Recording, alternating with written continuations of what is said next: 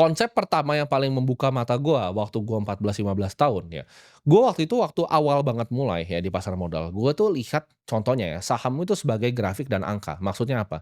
Gue coba lihat, oh kira-kira dulu harganya itu secara historis bikin seperti apa, volumenya berapa, gue beli, ya. Tapi kalau gue ditanya, "Oke, bisnis ini nih, ini ngapain? Saham ini tuh ngapain?" Gue nggak bisa jawab. Itu 14 tahun. Jadi awal pertama banget gue terjun, ya, gue pelajarin harga itu ya berdasarkan harga masa lalunya. Nah, ketika gua baca buku dari Warren Buffett dan buku dari Benjamin Graham yaitu The Intelligent Investor, ini semuanya berubah ya, di otak gua ini berubah dan sampai sekarang gua tidak pernah pakai metode itu lagi.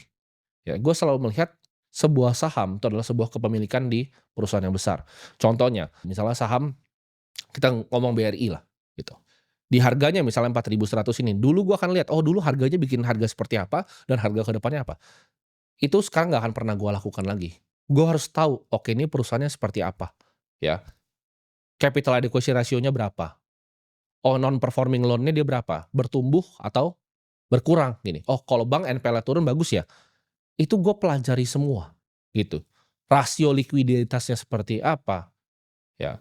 Apakah ini banyak loan-loan yang jelek gitu, ini retail punya loan-nya berkembang atau enggak nih?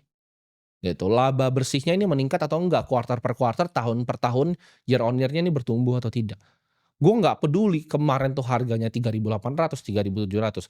Gue lihat harga sekarang itu sebagai gue lihat bisnis. Jadi nggak ada bedanya, ya, misal gue cuma masuk Rp400.000 nih ke saham BRI, atau gue cari perusahaan private misalnya Holy Wings masuk ratusan miliar, itu cara gue melihatnya Rp400.000 di BRI ini sama ratusan miliar di Holy Wings ini, nggak ada bedanya, gitu.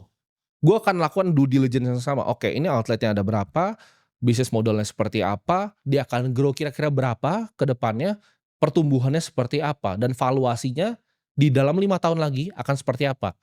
Nah, kalau sekarang itu gue percaya bahwa nilai intrinsik itu di bawah dari value aslinya, gue akan injek uang masuk. Jadi nggak ada bedanya mindset gue dari gue cuma punya uang Rp2 juta. Jadi banyak yang bilang, "Oh enak kalau punya modal besar lu bisa injek sebesar-besarnya." Enggak.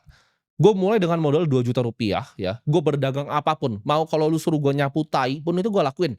Gue nyapu tai kalau lu bayar gue, uangnya gue masukin gue beli saham waktu itu. Dan ini gue lakukan dari usia yang sangat kecil, jadi ini nggak baru terjadi sehari 2 hari. Kalau kalian tahu konsep bola salju itu kecil awalnya, lama-lama jadi besar jadi besar. Jadi jangan ngomong, "Oh lu nggak bisa jadi investor karena modalnya kecil," enggak. Justru dimulai dari modal yang kecil.